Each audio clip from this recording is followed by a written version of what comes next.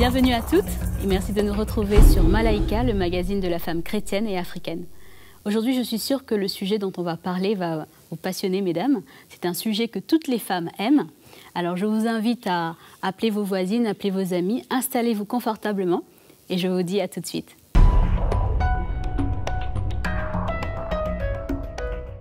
Le thème d'aujourd'hui, donc pour celles qui, je suis sûre, attendent de savoir de quoi on va parler aujourd'hui, on va parler de mode, on va parler de vêtements et surtout du vêtement de la femme chrétienne et africaine. Et pour ce faire, j'ai le plaisir d'avoir avec moi Mama Audrey. Bienvenue. Merci Nadège de m'accueillir. Bonjour à toutes mes sœurs africaines qui sont fidèles à Malaika. Exactement. Et j'ai également Mama Janine qui est en direct avec nous cette fois-ci dans nos studios. Oui Nadège, et c'est un plaisir et bonjour à toutes. Et le plaisir est partagé. Et bien sûr, notre chroniqueuse que tout le monde connaît, Magali. Merci Magali de nous rejoindre. Merci de m'accueillir Nadège. Bonjour à toutes. Je suis très contente d'être là moi aussi aujourd'hui. Voilà. Et j'ai aujourd'hui en direct de l'île Maurice, en duplex avec nous, notre invitée spéciale, Claudine Le Texier. Bonjour Claudine. Bonjour Nadège, bonjour à toutes. En tout cas, c'est un plaisir de t'avoir avec nous. Alors aujourd'hui, on parle bien sûr de la mode de vêtements. Et bien sûr, on connaît les expressions, l'habit ne fait pas le moine, il ne faut pas juger un livre à sa couverture, etc. Aujourd'hui, nous allons rentrer un petit peu dans le détail de tout cela et surtout voir par rapport à la parole de Dieu. Mais avant de développer le sujet, nous allons contextualiser dans la chronique de Mag.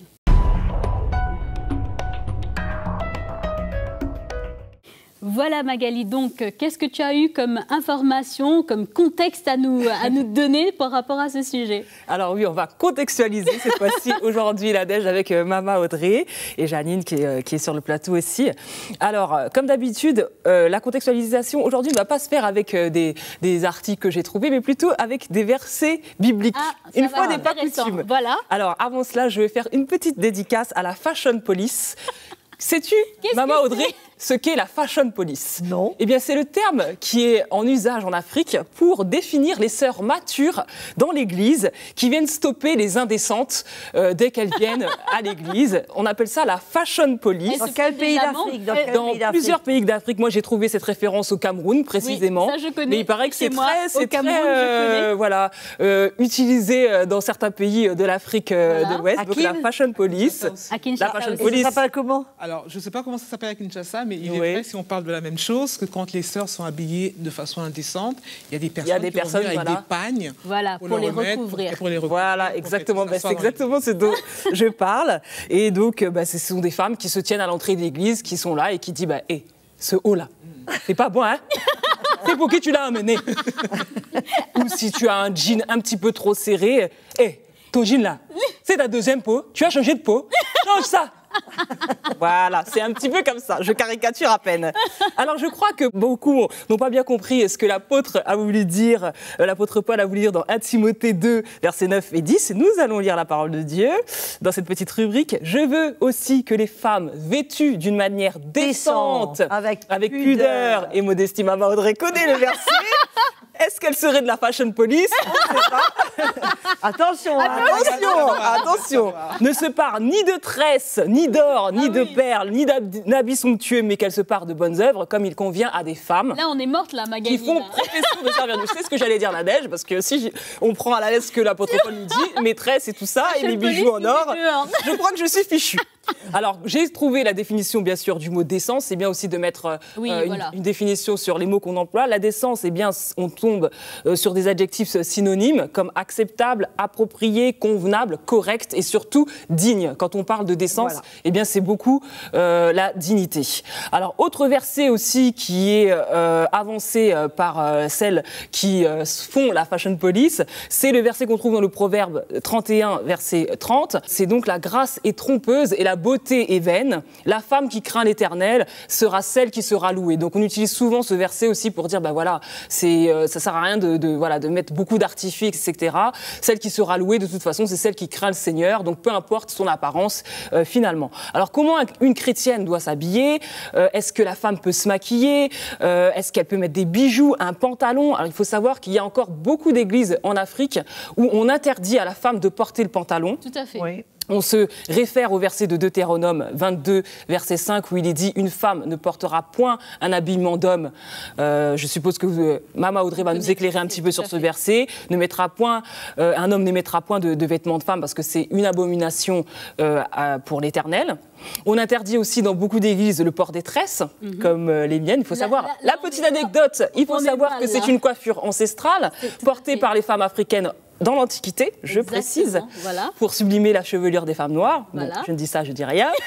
On interdit également tout ce qui est extension et tout autant d'artifices que la femme noire utilise au quotidien pour devenir un peu plus jolie. Alors, j'ai trouvé aussi un article qui va avec le thème du jour. C'est un article du Nouvel Observateur, donc un journal qui est très lu en Europe, en France particulièrement, qui parle des mœurs en Afrique. Et il y a un journaliste africain, du Cameroun encore, qui a écrit que maintenant la mode de la femme africaine, en tout cas celle qui va à l'église, eh bien c'est DVD. Alors, pas les DVD, c'est un phénomène qui a été, noté, remarqué en Afrique. DVD, Mama Audrey, je vais vous dire ce que ça signifie. Les DVD, c'est dos et ventre dehors. Donc c'est un phénomène de société où vous avez des femmes qui arrivent donc dans plusieurs lieux publics, ça peut être aussi l'église, dos et ventre dehors. Et il paraît que ce genre de filles, il y a une croissance de genre de personnes qui s'habillent comme ça et qui viennent aussi comme ça à l'église, et que les pasteurs sont dépassés et on ne sait plus comment les arrêter. Et les références vestimentaires, bien sûr, c'est les stars américaines comme Beyoncé, Rihanna, les stars aussi du cinéma nigérian. Il faut savoir que le cinéma nigérian a vraiment beaucoup, Nollywood a beaucoup d'influence aussi sur les femmes en général, et ce sont des femmes qui aussi sont dénudées avec des décolletés incroyables, et les femmes, les chrétiennes en Afrique s'habillent comme ça pour aller à l'église. Alors bien sûr, bon, tout n'est pas négatif, vous avez aussi des éléments tout à fait modernes. On parle par exemple au Congo, à Kinshasa, je suis sûre que Janine va confirmer, de l'existence des sociétés, des ambianceurs et des personnes élégantes. La sapologie. La sapologie qui devient de plus en plus connue. Alors c'est la société. Être sapé, mais d'une façon très élégante, très dandy, et surtout il faut que ce soit très cher. C'est vraiment des gens qui s'habillent très bien avec des marques reconnues. C'est pas n'importe quoi. Des matières nobles, des marques très chères de haute couture. Et c'est dans l'église, ça? Et ça aussi, c'est un phénomène qui est dans l'église. Donc voilà un petit peu le tour d'horizon que je vous propose dans cette émission. Je pense que la première cliente sont les femmes les pasteurs. Sûrement. En tout cas, pour ce qui est sapologie, j'imagine que Janine confirmera. Pour la sapologie, il faut avoir aussi un certain budget. Oui, c'est ça. Parce que ceux qui n'ont pas le budget ne peuvent pas se permettre de se payer des vêtements de marque ou en tout cas des matières nobles, etc. Mais avant de rentrer dans tout cela, j'aimerais avoir le feedback de Janine justement par rapport à ton enquête terrain à Kinshasa. Quel est le rapport aux vêtements, Alors, j'ai pas encore rencontré dans des églises des sapeurs. Voilà, on les appelle comme ça, Mama Audrey, ni de sapeuses. Mais il est vrai que à Kinshasa, les femmes mettent un point d'honneur à leur tenue vestimentaire. Surtout quand elles vont à l'église le dimanche, elles sont endimanchées, elles mettent tous leurs bijoux en or, etc. Et donc, il faut vraiment paraître belle quand on va à l'église. Donc, on voit maintenant, il y a des églises qui sont des grandes églises qui ont pignon sur rue. Et là, ça va être des églises où les femmes sont au premier rang, elles sont très bien habillées, tous leurs bijoux dehors. Et les églises qui sont un peu moins connus, mais qui, comme les programmes des églises de ces méga-churches passent à la télévision, donc les femmes dans les petites églises, on va voir ces femmes qui maintenant vont commencer à mettre un point d'honneur aussi à bien s'habiller. De l'importance. Voilà, de l'importance, et elles vont aller chez le tailleur pour se faire de beaux vêtements. Donc l'habit, c'est quand même quelque chose qui est... L'habit fait le moine. L'habit fait le moine à Kinshasa. Pour ce que je connais du mouvement de la sapologie, ça vient d'un artiste qui est mort il n'y a pas très longtemps, d'un chanteur congolais qui s'appelle Papa Wemba, qui a créé ce mouvement, qui est devenu même une religion, parce qu'on parle de la religion sapologie. Et donc c'est un mouvement où... Alors, il faut savoir que les habits coûtent très cher, et les gens qui portent ces habits n'ont pas toujours les moyens. Donc ils vont tout faire. Ils vont même aller jusqu'à voler, ils vont même aller jusqu'à à emprunter, mais vraiment même à voler de l'argent, à faire des chèques en bois, c'est vraiment quelque chose de terrible. Quand on parle très cher, on parle de quel budget? On parle de 40 000 € facilement. Pour une tenue? Pour une tenue, Audrey. D'ailleurs, lui-même, cet homme, il portait des habits de pas moins de 60 000 €. C'est des matières nobles. Ah non, c'est des grandes marques, en fait. C'est des grands couturiers, etc. Ouais. D'une manière générale, c'est vrai qu'en Afrique, il y a un rapport assez particulier aux vêtements, au tissu, à la mode. Et il y a aussi un regard particulier sur la femme et la façon qu'elle s'habille. Et la façon qu'elle se présente va déterminer un petit peu sa classe sociale, son statut. Et il peut y avoir des critiques si elle n'est pas bien mise, si elle n'est pas bien habillée. Donc il y a une certaine pression que la femme africaine reçoit de la société en général, des autres sœurs comme des hommes, hein, des frères, même dans l'Église. Mais il y a aussi une autre tendance qui peut être assez, on peut considérer vulgaire, aussi très sexy, de décolleté, de choses qui soient à peu près du corps, etc. Qui ont été prononcés moulants, des vêtements moulants. Voilà, c'est ça. Que dit la parole de Dieu, Mama Audrey, par rapport aux vêtements de la femme? Je crois que la parole de Dieu est très claire. Bon, ils n'en parlent pas beaucoup, ce n'est pas un sujet tellement important, mais quand même, Pierre en parle. Il parle de la parure du cœur, de faire comprendre comment le Seigneur, il ne regarde pas aux choses extérieures, mais il regarde à notre cœur. Et le vêtement n'est dans aucun cas un signe de spiritualité. Voilà, ça c'est très important, Mama Audrey. Ni de bénédiction de la part du Seigneur. Ouais, c'est ça, parce que... Et au contraire, je crois que le vêtement peut montrer très souvent d'où on tient notre inspiration, c'est-à-dire avec quel esprit nous sommes, je ne dirais pas animés, mais inspirés, l'esprit du monde, très souvent. Et comme dans beaucoup de cas, on retrouve l'esprit du monde dans l'Église. Mais ça veut dire quoi exactement le style, que le monde, bon, comme elle disait, le DVD.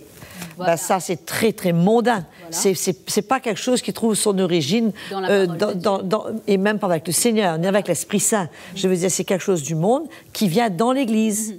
Que ce soit ce monsieur, je ne sais pas qui il est, s'il était chrétien ou pas chrétien, mais c'est une influence que l'Église subit, alors que nous ne sommes pas appelés. Le Seigneur nous a séparés du monde. Notre course est complètement différente.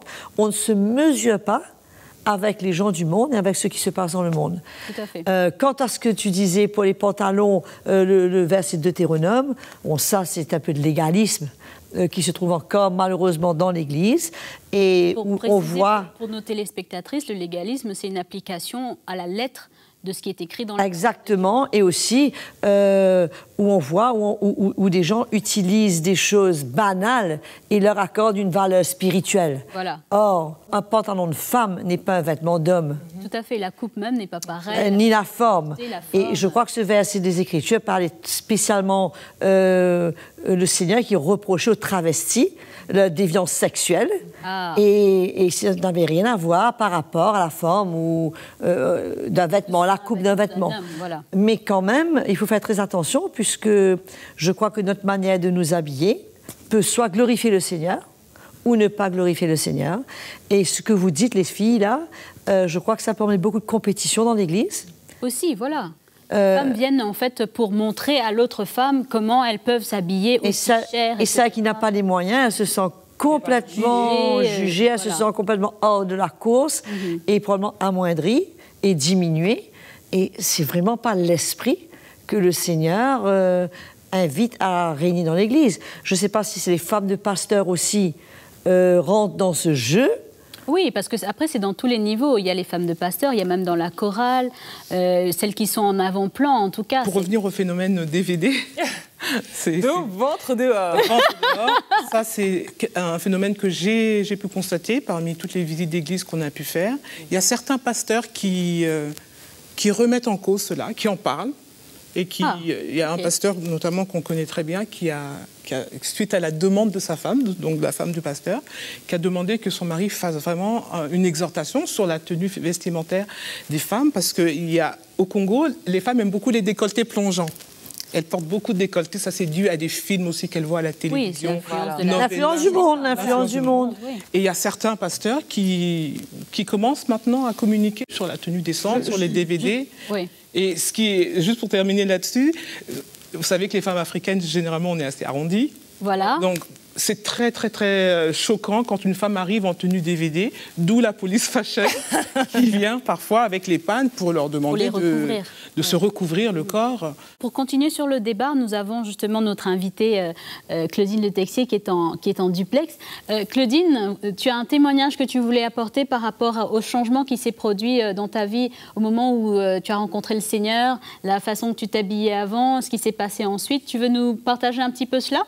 Exactement, Nadège. C'est vrai que avant de connaître le Seigneur, je m'habillais un peu très très sexy, c'est sûr. Mais c'est vrai que le Seigneur a commencé à changer ma vision de m'habiller. Et je fais maintenant, enfin depuis un petit moment maintenant, je fais vraiment attention à ce que je porte, notamment au niveau de la transparence, au niveau de la longueur, au niveau de tout ça, sans être trop moulée dans mes vêtements. Parce que j'ai envie qu'on me respecte. Ça, c'est quelque chose de très important et je pense que pour toutes les femmes, on a besoin de respect. Et deuxièmement, c'est par rapport au regard des autres où j'ai vraiment envie que, que ce que je porte passe un petit peu partout. Et c'est vrai que le Seigneur, par son Saint-Esprit, a changé mon cœur à ce niveau-là. Et ce que je portais avant, des fois, ce que je portais avant, je ne le porte plus maintenant parce que je me dis c'est indécent. Donc voilà. Malgré ce changement, tu restes quand même féminine, belle, élégante. Merci Nadège. Mais écoute, je ne sais pas quoi vous dire. C'est vrai que je ne suis pas addict de mode, loin de là. Je ne suis pas, comme vous parlez de Rihanna, Beyoncé, ça ne m'intéresse absolument pas. J'ai envie d'être moi-même. J'ai envie déjà de plaire à mon mari, ça c'est très important pour moi. Je vais au magasin, j'achète ce qui me plaît et je regarde par rapport à est-ce que ça va passer, si je vais à l'église, etc. C'est des questions que je me pose quand je fais les magasins. Donc j'essaie vraiment de faire très attention à ce que je vais porter, est-ce que ça va pas choquer, donc c'est toute une remise en question. Il y a eu un changement progressif où tu as pris conscience que Exactement. Le vêtement peut avoir un effet sur l'autre en fait. Exactement, ça c'est clair. Et en tous les cas, ce n'est pas pour autant que notre sœur Claudine n'est pas belle. Voilà, c'est ça. Ne resplendit pas. Voilà. Elle brille pour Jésus. Elle est adorable. On n'a pas envie, en tant que femme, d'être laide. Ouais, elle n'est pas négligée. Voilà, de ne pas être négligée. C'est pas parce qu'on est chrétienne, qu'on doit venir délabrer ou c'est du laisser-aller. Moi, je ne pars pas de ce principe-là. Voilà. Je ne conçois pas la vie chrétienne comme ça. Donc, j'ai envie de continuer de m'habiller tout en restant moi-même. En glorifiant le Seigneur. En glorifiant le Seigneur. Et c'est vrai que quand je me regarde dans le miroir, je dis, Seigneur, mais est-ce que là, je peux sortir? C'est des questions que je me pose perpétuellement. Je dis, est-ce que là, je peux sortir? Et je regarde s'il n'y a pas un petit truc qui gêne, s'il n'y a pas une transparence. Voilà, je fais vraiment attention. C'est incroyable ce témoignage et c'est vraiment riche, Maman Audrey. Quelque part, on peut résumer que dans sa vie, elle a une crainte de Dieu. Voilà. Que ce soit la manière de se comporter, il y a une crainte de Dieu qui est là et ça devrait être le cas de nous toutes chrétiennes, les sœurs, les jeunes comme les moins jeunes, quand on arrive à connaître Jésus et que Jésus devient l'autorité de notre vie.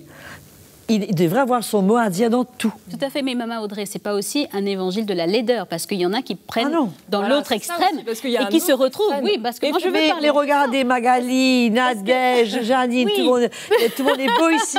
Mais ça n'a rien à voir. Mais parfois, certaines sœurs qui sont matures justement, qui font partie de la Fashion Police, parce que j'insiste sur cette police, qui sont des fois aussi. Tu en as rencontré, toi? Moi, j'ai rencontré des personnes qui, effectivement, m'ont stoppé à un moment donné pour me dire, écoute, ton t-shirt, il est un petit peu trop ci, tout ça. Bon, après, c'est sûr que je suis d'accord avec notre sœur Claudine qui dit que voilà, il y a des longueurs à respecter, évidemment. Des fois, on frise le il y a certains gens qui ont peur du ringard, de la ringardise, de se dire de ne pas être, in. Je peux poser une question, que cherche la femme quand elle se met en DVD? C'est pas joli déjà. Pour moi, c'est pas quelque chose d'esthétique. Et puis, qu'est-ce qu'elle recherche? Le fait de tout montrer comme ça? Il y a différents niveaux de compréhension, différentes approches et différents niveaux de spiritualité et de maturité avec le Seigneur. Il faut faire très attention aussi, puisque les jeunes filles qui sont dans l'église, elles regardent des femmes, elles cherchent des modèles. Voilà, c'est ça. Et quand la femme du pasteur et les femmes autour d'elle, qui sont peut-être un peu plus spirituelles, s'habillent ou soit ringard, ou soit hyper sapé, ou soit peu importe quoi, mais où est la modestie, où est la simplicité? Pierre parle de simplicité. Où est la simplicité? où est la crainte de Dieu, où est l'honneur, où est tout ça? On peut pas séparer notre vie en départements. Tout à fait. Maman Audrey, ça ne veut pas dire non plus qu'il ne faut pas s'habiller en dehors de notre époque. C'est-à-dire que du coup, on se met comme les Amish, comme d'autres groupes qui arrivent à s'habiller dans une autre... Oui, Maman Janine. Je pense que ce que vient de dire Claudine est très, très important. Ce qu'il faut interroger, c'est notre motivation. Qu'est-ce qui me motive à m'habiller comme ça? Tu vois? Mais je crois qu'il y a la motivation, il y a aussi, bien souvent, quand on se trempe dans l'eau, on se mouille. L'influence du monde qui finalement pénètre. Et encore une fois, je veux encourager les mamans. Les mamans qui m'écoutent, attention aux vêtements que vos enfants et vos filles portent. Ne pas les encourager et leur donner de l'argent quand elles vont revenir avec des petits bouts de tissu, quoi, pour se couvrir. La maman... Qui couvre là, c'est tout. Exactement. Oui. Et la maman, vous êtes quand même responsable de la tenue de votre petite fille. Qu'elle soit décente, qu'elle ne soit pas un objet pour attirer l'œil et les regards des hommes. Donc, moi, je crois que c'est tellement important de revenir à la source. Je ne crois pas que Esther s'habillait n'importe comment. Je ne crois pas que Déborah s'habillait n'importe comment. Non, Sarah non plus. Et la Bible me dit que Sarah était très belle. Ouais. Et je ne sais pas si vous réalisez l'âge qu'elle avait. Je ne sais pas si à cet âge-là, on était hyper préservés. Il faudrait leur demander des secrets.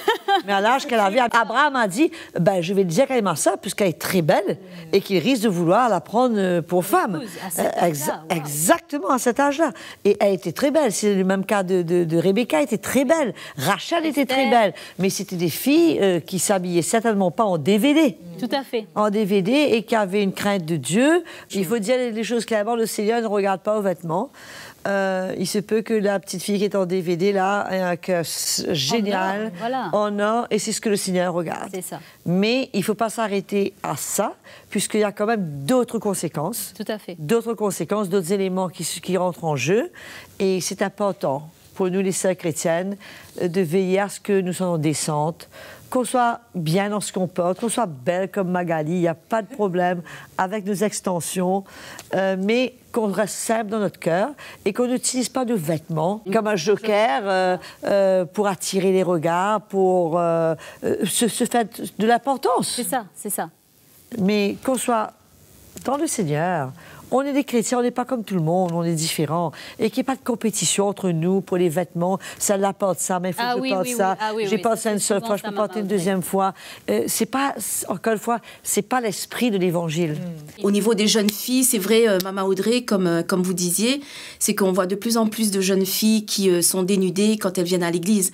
Et ça, les parents ne disent rien ou ferment les yeux là-dessus. Peut-être de peur de les voir partir, de quitter l'église. Peut-être c'est ça aussi qui fait que les parents approuve, abonde dans le sens des enfants. Ça, c'est une question qu'il faudrait aussi poser. Et tu parlais de respect. Tout à fait. Je crois que le respect commence par nous.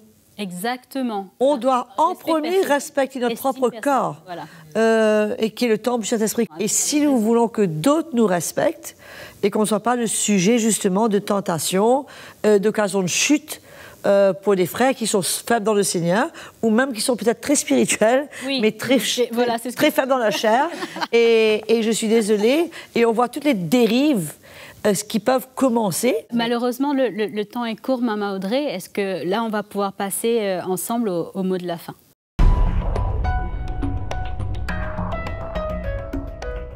Et moi, je veux encourager les sœurs à retourner à l'Évangile, à revenir au cœur du Seigneur, à réaliser que le Seigneur les apprécie pour leur cœur et pas pour leurs vêtements.